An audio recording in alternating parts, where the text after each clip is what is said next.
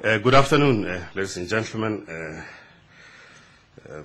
Apologies for starting a little bit late today than usual. Here is the statement of the Monetary Policy Committee. The prospects for inflation returning to within the inflation target range by the second quarter of 2010 remain promising.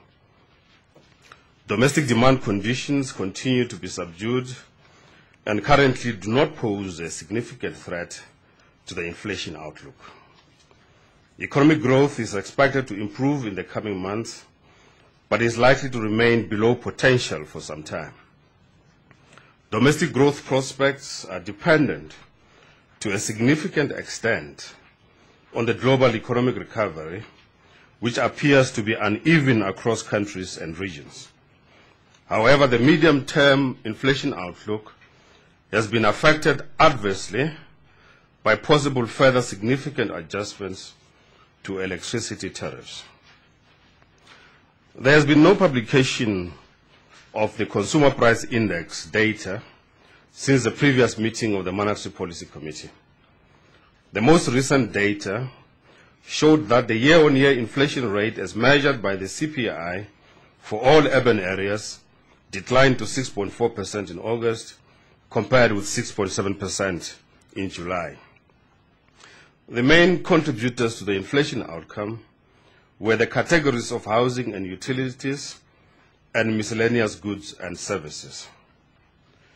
Producer prices declined at a year-on-year rate of 4% in August, compared with a decline of 3.8% in July. Food price inflation at the producer level continues to signal dissipating pressures on food prices at the consumer price level. Agricultural product prices declined at a year-on-year rate of 2%, while manufactured food product prices increased at a rate of 0.1%. Upside pressure on producer prices emanated mainly from electricity prices, which increased by 28.6%.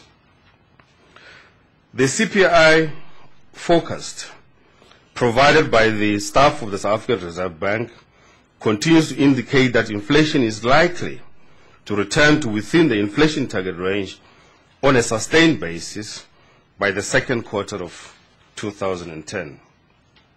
CPI inflation is then expected to stay within the target range for the rest of the forecast period until the end of 2011. Compared with the previous forecast, the outlook showed a slight improvement for 2010 and 2011, mainly as a result of the changed assumption regarding the rand exchange rate. No adjustment has been made at this stage to the central forecast for possible further increases in electricity tariffs over and above those that are already assumed in the baseline forecast. And the assumption in the baseline forecast is of a 25% increase. A number of domestic and global factors have contributed to the persistent downward pressure on inflation. The global economy shows continued signs of improvement, but the recovery is not uniform across the regions of the world. The pace of recovery of most of the Asian economies has been higher than that achieved in the main industrialized countries.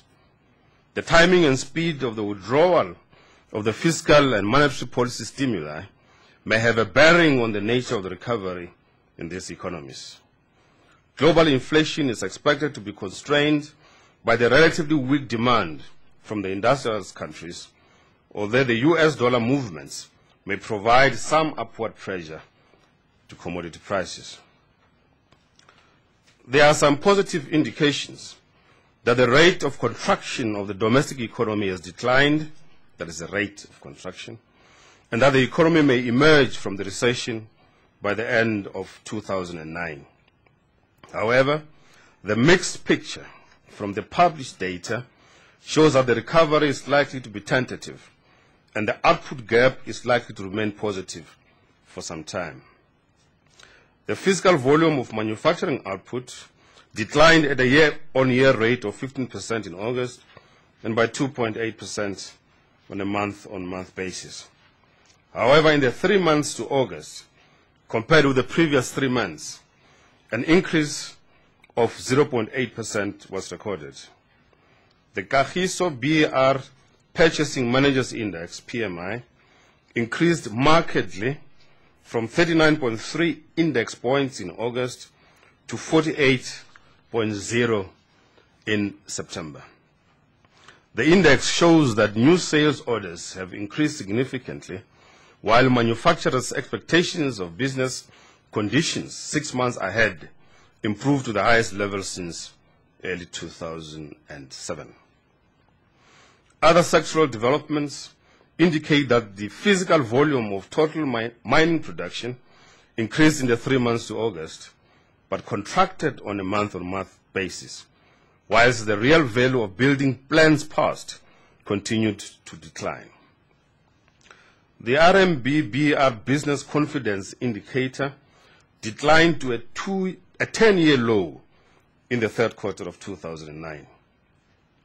The tentative nature of the domestic recovery is also reflected in the Composite Leading Business Cycle Indicator, which is compiled by the staff of the South African Reserve Bank, which declined marginally in July, following 3 consecutive monthly increases.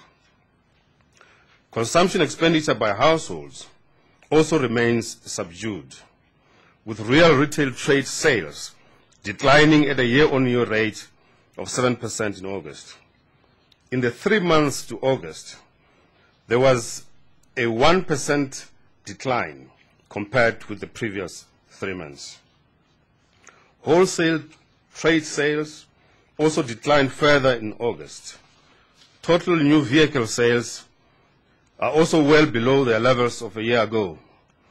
However, there are indications that the negative trend may have reached its lower turning point, with 0 or slightly positive rates of change being recorded on a month-on-month basis, on a month-on-month and a quarter-on-quarter basis.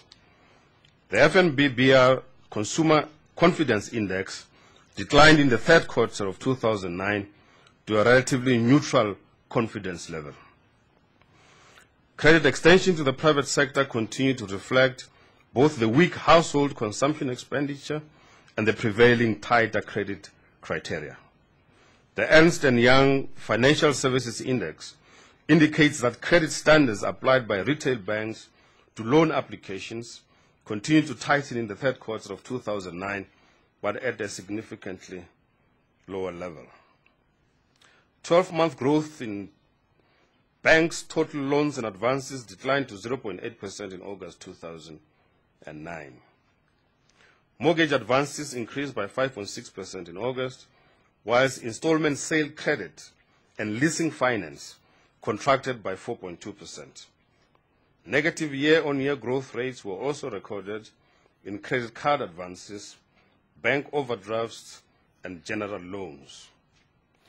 There has been some recovery in asset prices in recent months, but wealth effects do not appear to be posing an immediate threat to the inflation outlook. The exchange rate of the rand continues to provide downside pressure on inflation and is currently trading at levels against the US dollar similar to those prevailing at the time of the previous MPC, as if you exclude today's movements. During the past month, the rand traded in a range of around 720 and 779 against the US dollar. The exchange rate of the rand has appreciated by 28% against the US dollar since the beginning of 2009 and by 20% on a trade-weighted basis. The international price of oil has increased in the past week, but does not pose an immediate threat to the inflation outlook. Having averaged around $70 per barrel for a number of weeks, the price of North Sea Brent crude oil increased to current levels of around $76 per barrel, mainly as a result of the weaker US dollar and improved global growth prospects. In October, the domestic price of 95 octane petrol was reduced by 40 cents per litre as a result of both lower product prices and an appreciated exchange rate of the rand. The main risks to the inflation outlook emanate from cost pressures in the economy. The trend of wage settlement still poses an upside risk to the inflation outlook. However, there appears to be some evidence that nominal wage increases are moderating, although increases have generally been above the inflation rate. The substantial electricity tariff increases requested by Eskom are seen to be the main longer-term threat to the inflation outlook. Eskom has requested a trebling of the current electricity tariffs over the next 3 years. And the National Energy Regulator of South Africa, NERSA, is expected to make a decision in this regard in February 2010. I now come to the monetary policy stance. The Monetary Policy Committee is of the view that overall the risks to the inflation outlook have not changed markedly since the previous MPC meeting. Accordingly, the Monetary Policy Committee has decided to leave the repo rate unchanged at 7% per annum. The MPC will continue to monitor economic and financial developments and will take the necessary action in order to ensure that inflation is maintained at the required levels. Thank you very much. That is the statement of the MPC. It's not my statement, it's that of the MPC. No questions. That's good. Oh. Miriam. Good afternoon, Governor. Good afternoon, ma'am. Good afternoon. Miriam Issa from Business Day. Yes. We were wondering, you do point out that no adjustment has been made to the inflation forecast for the possible increases in electricity tariffs, and yet they are highlighted as the main long-term threat to the inflation outlook. How worried is the MPC about the effect of these price increases, and could they possibly warrant any adjustment of the inflation target as we know it, given that they are structural and may have quite a large effect on inflation going forward? There's no doubt that the requested electricity tariff increases will have a significant impact on inflation outcomes. As I said, at the moment, we're factored in the possible 25% increase, and an alternative scenario where we adjust our outlook by another 25% increase in the electricity tariffs, bringing that to 45%, was considered, and there's no doubt that the outcome is much worse than the current forecast. Now, of course, this is a major structural problem that we have to deal with, and I think we're all sympathetic to the difficulties that are confronted by Eskom. They have to find resources to fund their maintenance and expansion programs. But the impact is going to be there on inflation, and yes, we are concerned about it. There's not much we can do about it. It looks like we have to live with it. We're not condemning Eskom at all. We're just stating what the technical implications are of their request. What it means going forward, I think you'll have to ask other people next time. Inspector Cruz. The G20 countries are already talking about their exit strategies. What effect do you think that may have on South African monetary policy?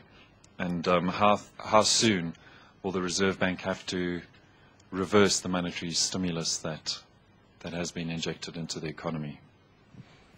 My reading of the G20 position is that there is an agreement that it is too early to start the withdrawal of the fiscal and monetary stimuli. That's my understanding of the G20 position. But there's no doubt that at some stage, these fiscal and monetary stimuli have to be withdrawn. How they're withdrawn, at what point, we don't know. And therefore, it will be inappropriate for me to comment about what the likely monetary policy implications for South Africa are going to be. Yes, ma'am. Good afternoon, Governor. Candy from Summit TV. Good afternoon, Candy. Governor, the MPC notes that growth is expected to improve in the coming months. Now, the Finance Minister has said GDP is likely to shrink by 2%. Is that a fair assessment? And just your guess estimate of GDP expansion, what's next year? What's your guess estimate? And then the second question, the Economic Development Minister had said, or at least announced a proposal to freeze our local currency. Do you think... freeze in the fridge? No, Governor, to just to freeze our local currency at a predetermined exchange rate. Now, I'm just trying to find out from you, obviously local and international investors are concerned about this. Is there reason for investors to be concerned?